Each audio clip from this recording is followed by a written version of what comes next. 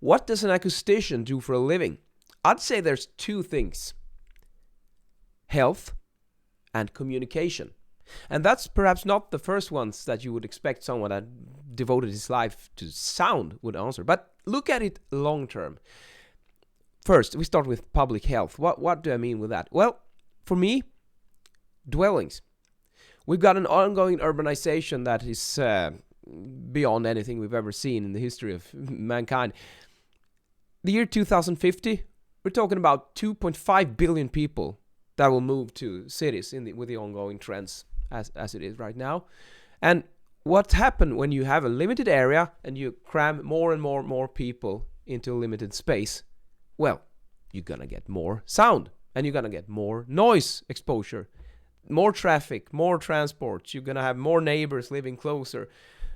And what that means is that the more noise you're exposed to, the more valuable it's gonna get to have a nice home, like an oasis where you can go home and rest in peace and quiet and recharge your batteries and your mind. And if you cannot do that, well, you will get health problems with that. And the evidence for that data is crystal clear.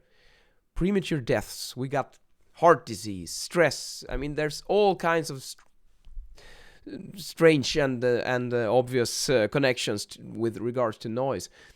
That is really detrimental. I mean, it's not like my wife is a structural engineer, so with those it's more obvious. If a structural engineer makes a mistake, people die because the building will come crashing down instantly. But when the acoustics are bad, it won't kill you, at least not in the short term. But if you're living in a bad environment for years, decades, and you will have these perhaps sleep problems, stress problems, and that will grind you down slowly, and it'll take years away from your life. So that's why I consider acoustics to be about public health. And the second one I mentioned, communication.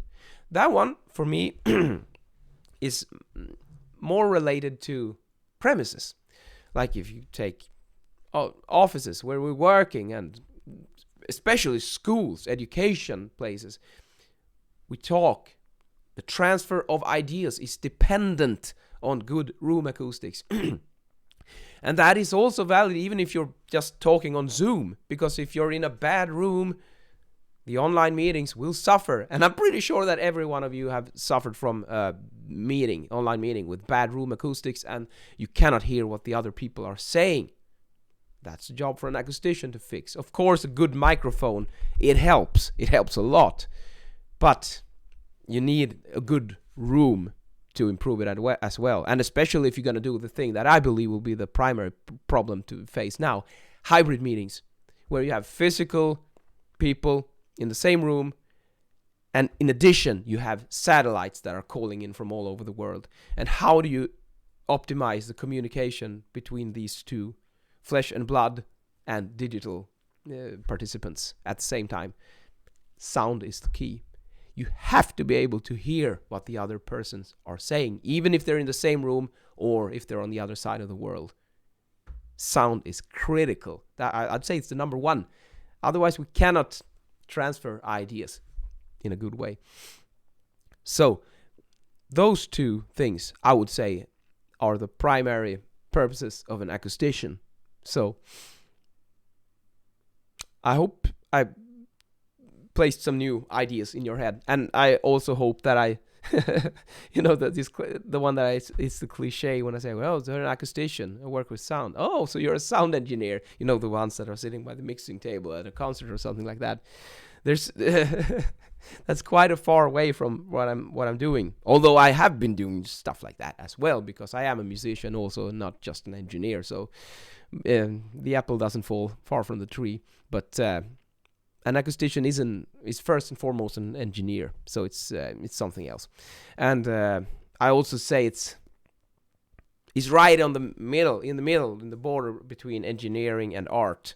When you combine those two, you got acoustics, because it's very, very, very difficult to put objective numbers on a subjective experience and perception, But that's basically what we're doing.